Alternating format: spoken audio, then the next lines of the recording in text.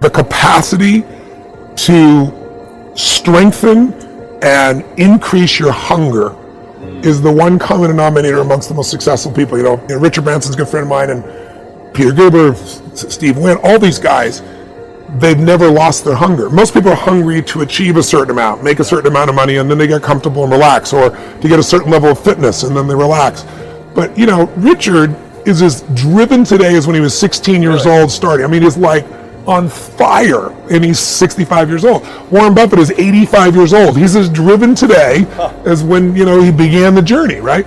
And so people that have that hunger, I believe intelligence, I love people that are wickedly smart. And I work to be wickedly smart by educating and training myself and so forth, and training my brain.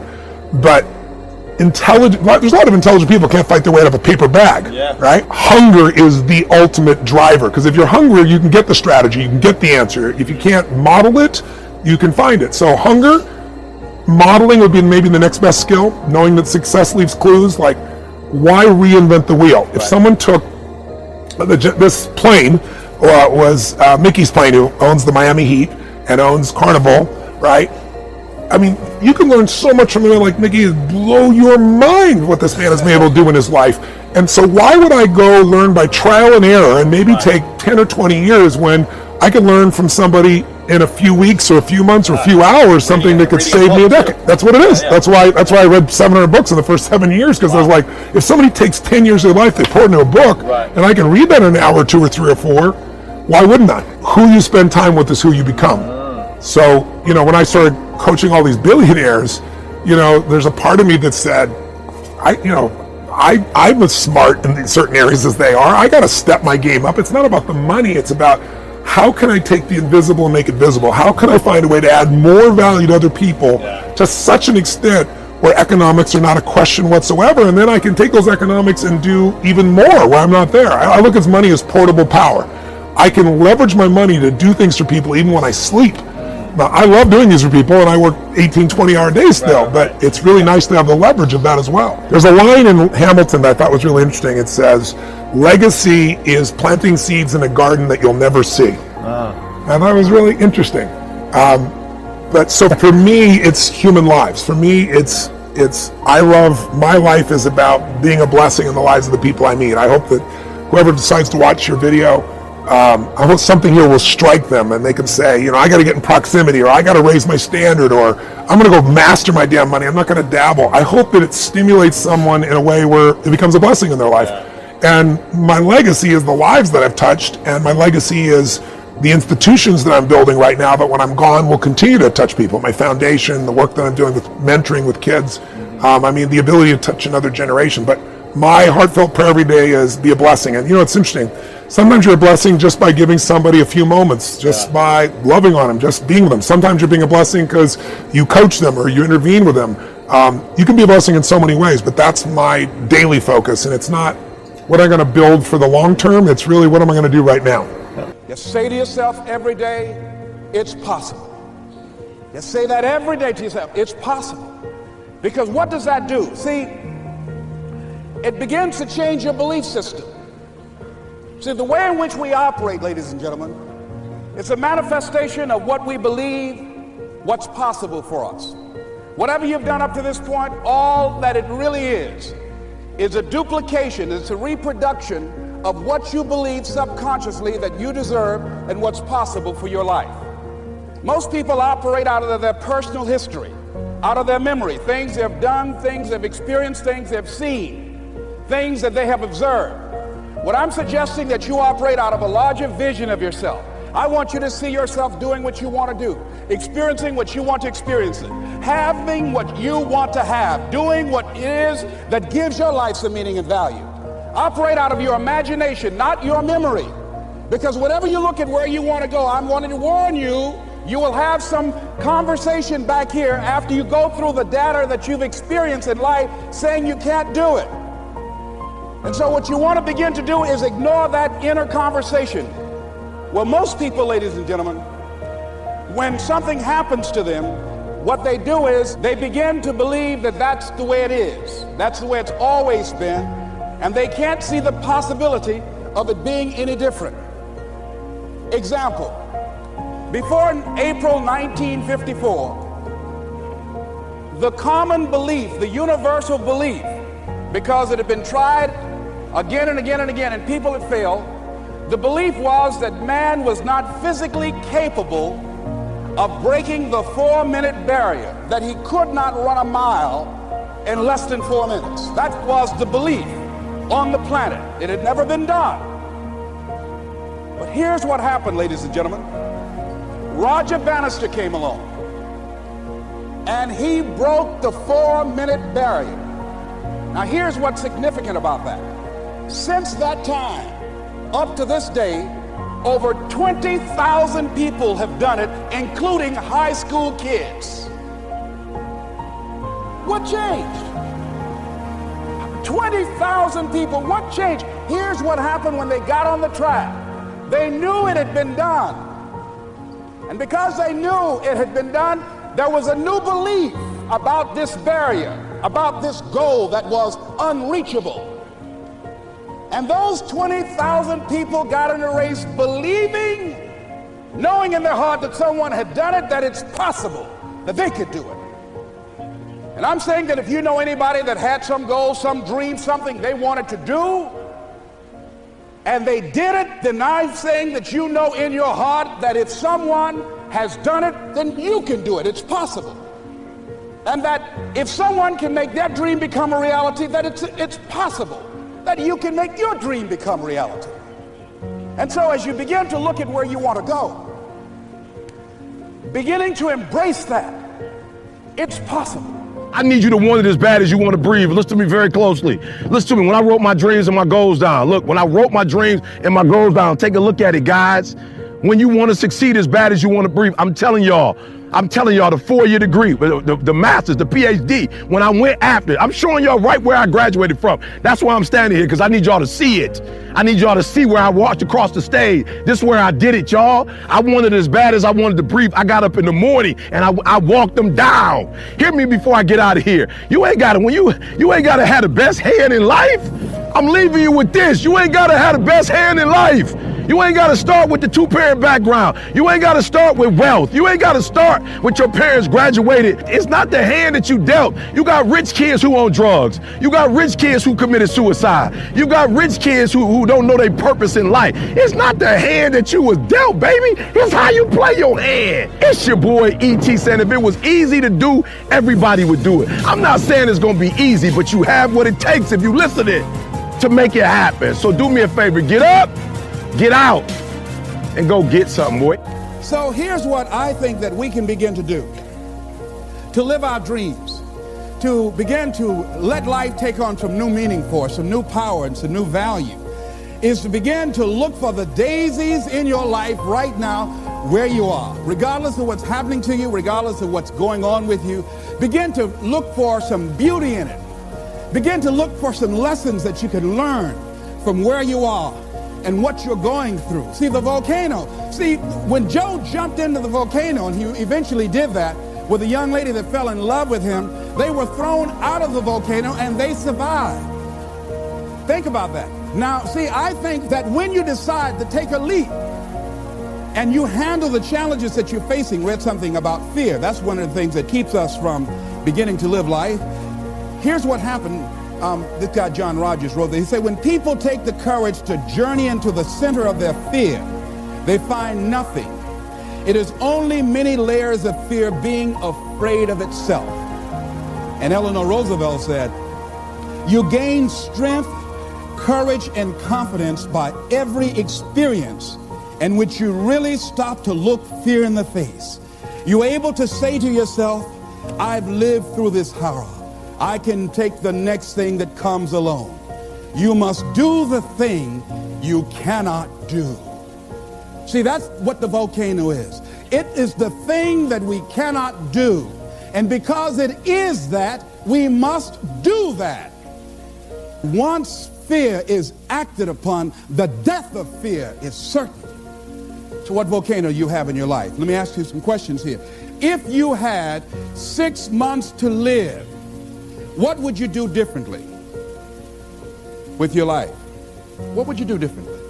Would you have the same job? Would you be worried about things that you're worried about right now? Would you have the same relationships? Would you have the same people in your life? I was sitting on the House of the Ohio legislative floor. I'd just been elected for the third time as the chairman of the Human Resource Committee, powerful, prestigious position, and I was reading a book on how to manage your time in your life, and it talked about what are your long-range goals 2 to 3 years from now, what are your short-range goals, 6 months goals, and then it said, if you had 3 months to live, what would you spend your time doing? So I wrote down I would spend my time, one thing, I would resign from the legislature, I would go and back to Miami, and I would buy my mother home, something I'd promised myself that I was going to do, and I had continued to procrastinate and put all kind of reasons why I couldn't do it. And, I wanted to make sure that she was financially secure, my children would be financially secure. And I would do lectures, and I would go around talking to people and working with kids. That's what I said I would do. Then it turned to the next page, and it said, for all you know, you don't have 3 months to live. You might die today. So whatever you wrote on the last page, you want to spend as much of your time doing that today. So I looked at Mr. Vern Wright, the Speaker of the Ohio Legislature, and I said to the guy on my right, State Representative Mike Stenziano out of the Ohio State District, I said, Stenzi, 25 years from now, who would care what legislation we passed? He said, nobody would care 1 year from now. Now here's what was happening with me. I came to the Ohio Legislature with great expectations. There are things I wanted to do. I wanted to make a change in society. I wanted to make an impact. But I was just disillusioned after being there for a while. I introduced some legislation that I'd worked months to get this legislation passed, got it out of subcommittee, voted to the major committee, and then went from there to the reference committee, and then they introduced it on the Ohio legislative floor. And this legislation was designed to provide protection for senior citizens and poor people who bought money orders. People buy money orders thinking that it's cash. But what they did not know that there's no bond or insurance security in the event that the money order company files bankruptcy. And so this company filed bankruptcy and just left a lot of people just holding worthless paper. So I wanted to introduce some legislation so that senior citizens would not be victims of this anymore. After months of hard work, after introducing the bill and having the votes lined up, guy raised his hand, Mr. Speaker. Mr. Wright said yes. He said, I'd like to introduce the amendment for Mr. Brown's bill. He said, we will hear the amendment. He said, I'd like to amend it and change the word shall to may. I said, excuse me, Mr. Speaker, may I speak, please? Yes. I said, ladies and gentlemen of the Ohio Legislature, this legislation is not something we wanted to make it optional to provide protection for Ohioans and senior citizens. We want to make it mandatory. And then this guy said, no, Mr. Speaker, I just think that he's taking it a little too far. This is an honorable gesture on behalf of the state, but he's taking it too far. Let's make it optional and leave it up to the goodwill of these money order companies to provide for the protection. Let's have the vote. And they had the votes, and I lost. And I said, oh, wait, this is not why I came here. And then all of a sudden, this job that at one point had meaning to me and value, it no longer had that for me. And all of us have had some experiences where you went to a job and you were excited about that job. Boy, it had so much promise, and then you got there, so much you wanted to do. You thought it was an opportunity for upward mobility and growth and development and expansion. And all of a sudden, after you got there, you found out it was nothing but a glorified cubbyhole. Old grave with no dirt on it. So it became very depressing going to work. And so that's what happened to this guy, Joe. We talk about how do we create rituals or how do we change habits that last. The first thing is to have a different expectation than I'm going to change in a day or a week or in 21 days. Whenever I try to change anything, my number one rule is 100 days or I don't even start. So if I want to, let's say, stop caffeine, it's a 100-day commitment. So first I make longer-term commitments, and then I design a plan to retrain my brain around the expectation of following through. I make pre-commitments in advance. So if I say, let's say I'm going to stop drinking coffee. I say, okay, I'm going to stop drinking coffee. I commit to it for 100 days. And then I write out, well, what will you do in the morning when you wake up and you want a coffee? What will you do when you're at a restaurant with friends and everybody's having a coffee? What will you do? So you counter any of the behavior when you know the trigger is going to happen. Every habit has three parts to it. There's something that triggers the emotion, there's the behavior, and then there's the neurological and biological reward. So when you understand the habit part of any ritual, you understand that because we are conditioned a certain way, we're going to have a trigger, whether it's a flower, whether it's waking up, whether it's a girl or a guy or children coming home. It triggers a response in the brain or reaction in the brain. Well, if we change the behavior over the course of 100 days, we'll still get the reward. And if we pre-commit to what we're going to do when we say, maybe today I'll have the coffee and tomorrow I won't. Maybe today I'll have the pizza or the dessert and I'll catch up tomorrow. Well, if you pre-commit in advance that you're not going to take that action, then that's step one. Step two is when you have the trigger, if you interrupt the behavior for 1 or 2 or 3 or 4 minutes, you interrupt the neural pattern in the brain also. So you come up with strategies is when I feel like having a coffee or dessert or the pizza or the croissant, okay? Then here's what I'm going to do instead for 5 minutes, and that way I can interrupt the pattern. If you do that long enough, you'll start to develop a new neural pattern, you'll start to develop a new behavior, and if you do it for at least 66 days, but preferably 100 days, you'll start to develop a new way of thinking and being and doing that will overshadow the other pattern in the brain. Very interesting. Yeah, so there's a psychology behind it, but there's also the neurological processes of the brain. And what happens is our brain doesn't like change. Yeah. So any time that there is change, the brain feels uncomfortable. As soon as it feels uncomfortable, it'll send signals to the motor cortex of the brain. It'll send messages, and we'll start to rationalize. We'll start to tell ourselves, well, I shouldn't do it because of this. Well, maybe today's not a good day. Well, I'll start today, but I won't continue till next week. Or, you know what, I really don't want this. And we start to talk to ourselves.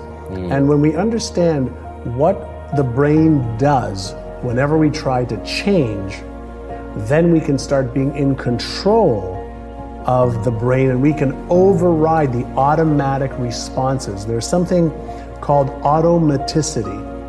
And automaticity states that anything that I repeat over and over and over again over a period of time will go from conscious effort, deliberate conscious effort, willpower or persistence, and it'll become automatic.